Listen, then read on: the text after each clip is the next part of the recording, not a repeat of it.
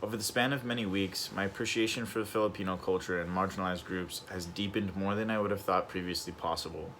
From the practices of tribalistic tattoo to the underlying causes of the mass migration of nurses from the Philippines to mainland America every year, my eyes have been opened to a broad array of injustices, cultural dilemmas, and ultimately the progress of nations. Whether it be the horrific crimes of Japanese and American soldiers on Filipino women or the ability of Igorots to successfully throw off Spanish colonization and maintain their way of life, each aspect of the long and multifaceted history of the Filipino people has enlightened me, while simultaneously revealing my own ignorance about so much of the rest of the world. And quite frankly, I'm not alone.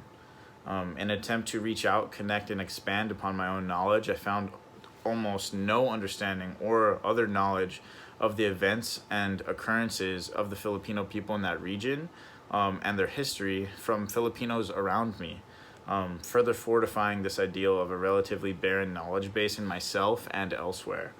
As it turns out, I was not alone in my absent understanding of a people who have gone through so much.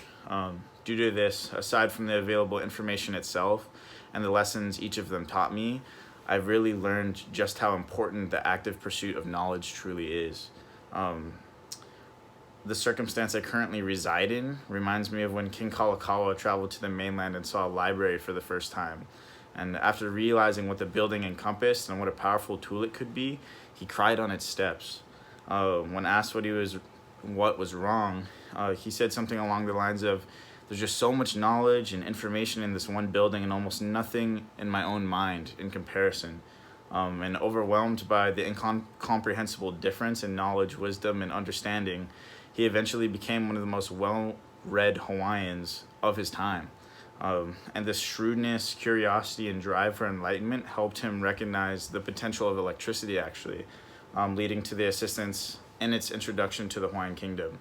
And this is the lesson that I want to teach. I've come to feel like Kalakaua on the steps of that library personally, and I've learned that most of the people in my life are similar in their lack of understanding and knowledge. My pursuit of further knowledge is only just sparked, and I will continue to actively develop my world knowledge and cultural understanding due to this class. I've learned and seek to instill a lesson, and that lesson is that the pursuit of cultural proficiency is extremely important, just continually growing that knowledge base. The greater you expand your knowledge base, the greater power you have to assist in the prevention of cultural erasure and appropriation. So the more knowledge you have, the more ability you have to fight against those things. Putting all the effort you can into the wrong vessel can cause greater harm than good if you don't have the right knowledge and wisdom, despite your positive intentions. The fragmentalization of the Filipino region, the wars it went through, the conflict and bloodshed it has gone through in the name of many evils who often wear masks of righteousness, and the overwhelming ability of Filipinos to improvise, adapt, and overcome has been the prevailing theme throughout their history. And to understand these themes, the story of their culture in general requires effort and the unearthing of historical truths, and that's what I'm here to teach.